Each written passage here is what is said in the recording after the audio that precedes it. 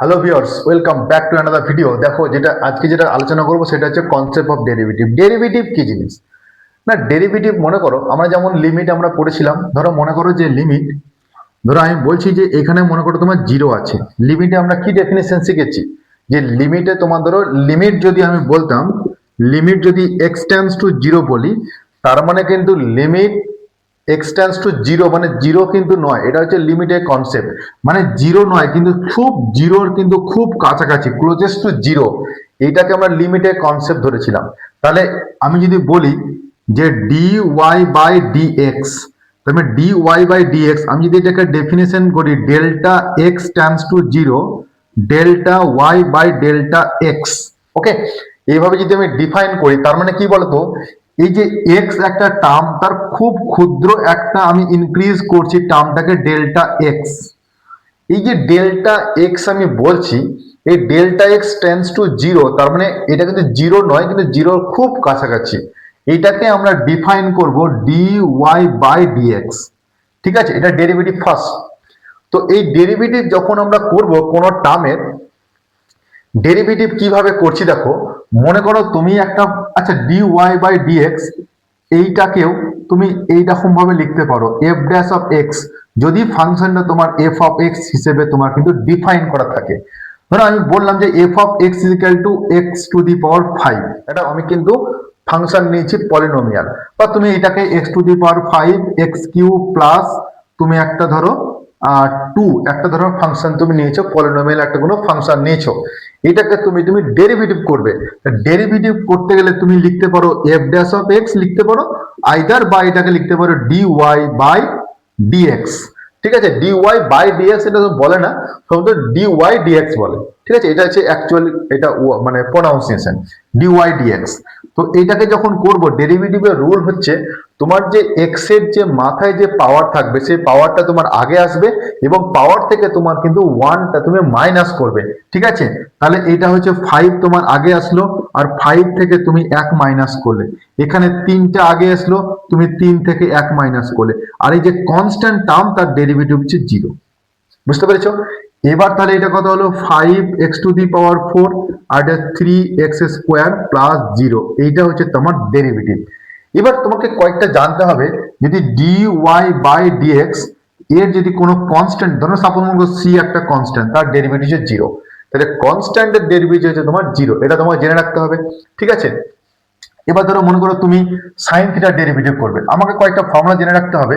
ধরো মনে করো ডি বাই ডিএক্স, আমি বললাম যে সাইন থিটা, তাহলে সাইন থিটার ডেরিভেটিভ হবে তোমার cos theta.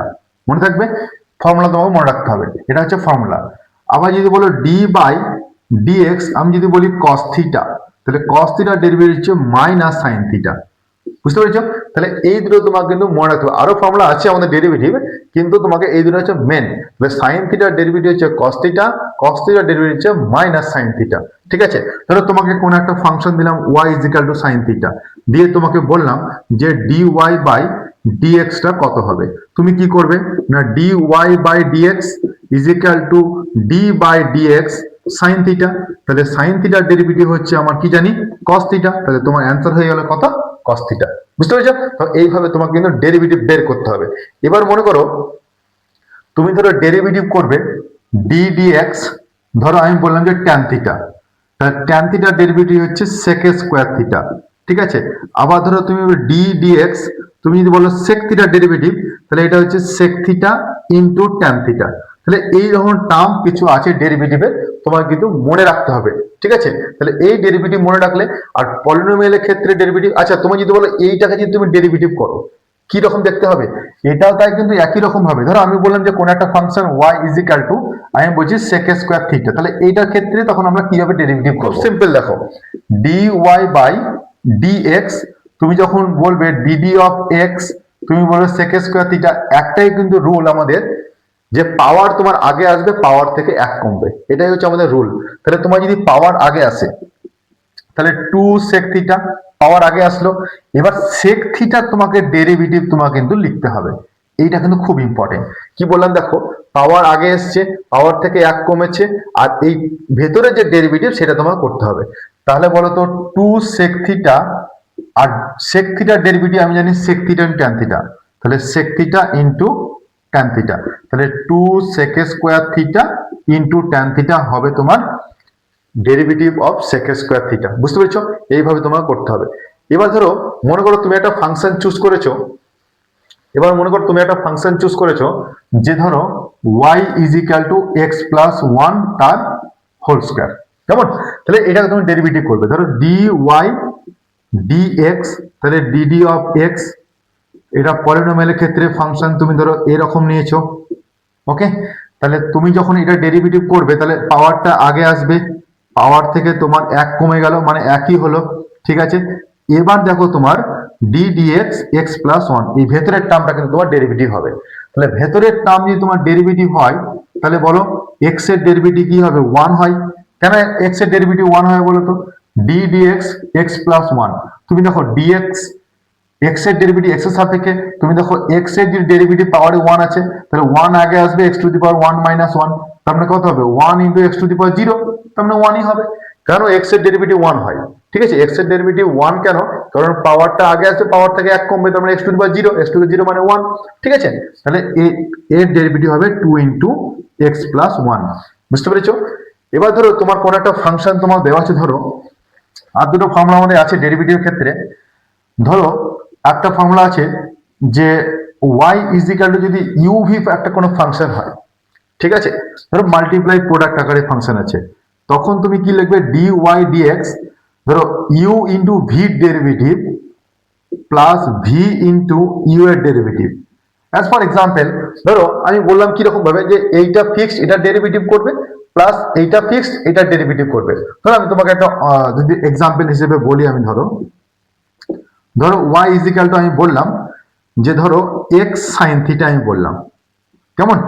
x sin theta তুমি ডেরিভেটিভ করবে, তাহলে x sin থিটার ডেরিভেটিভ কি করে করবে? dy বাই dx, তুমি বললে x টাকে ফিক্স রাখো, d অফ, আচ্ছা তুমি এটাকে x sin x নাও, x sin x নাও, থিটা দুটো ভেরিয়েবল হয়ে যাচ্ছে, x sin x, তাহলে d dx তুমি বলে এটাকে sin x বলে, প্লাস দেখো sin x টা তোমার ফিক্স থাকলো, d dx তুমি বললে x। বুঝতে পেরেছো? তার মানে এইটা ফিক্সড, এইটার ডেরিভেটিভ, আর এইটা ফিক্সড, এইটার ডেরিভেটিভ, এটা হচ্ছে u ডট v আকারের ডেরিভেটিভ। তাহলে তুমি বলো এটা অ্যান্সার কত হবে? x sin থিটার ডেরিভেটিভ হচ্ছে cos থিটা, আর এটা হচ্ছে তোমার sin থিটা থাকলো, x এর ডেরিভেটিভ হচ্ছে 1, তাহলে এইটা হচ্ছে তোমার অ্যান্সার। বুঝতে পেরেছো? আর একটা ফর্মুলা তোমাদের আছে, সেটা হচ্ছে u বাই v। ধরো y is equal to u by v একটা ফাংশন তোমার আছে, খুব ইম্পর্টেন্ট এটা। যখন তুমি করবে dy dx, তখন তুমি লিখবে নিচেরটা স্কোয়ার মানে v square, v into du dx minus u into dv dx। বুঝতে পেরেছো? তার মানে কি করলাম বলতো? v ইন্টু ওপরের ডেরিভেটিভ মাইনাস u ইন্টু নিচের ডেরিভেটিভ। অ্যাজ ফর এক্সাম্পল তুমি ধরো একটা ফাংশন তুমি কনসিডার করছো, ঠিক আছে? ধরো y ইজ ইকুয়াল টু, তুমি ধরো একটা ফাংশন কনসিডার করলে যে ধরো বললাম যে x by x plus one, suppose এটা তুমি ফাংশনটা কনসিডার করলে, তাহলে এটা কি রকম ফরম্যাটে আছে বলো? u বাই v আকারে আছে।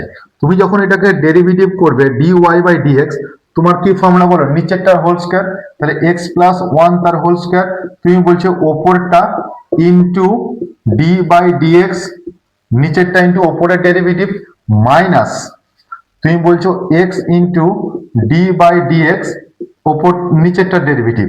ওকে, তাহলে তোমার পড়ে থাকলো x প্লাস ওয়ান, x এর ডেরিভেটিভ 1 মাইনাস x ইন্টু এটার derivative 1 by x plus one তার হোল স্কয়ার।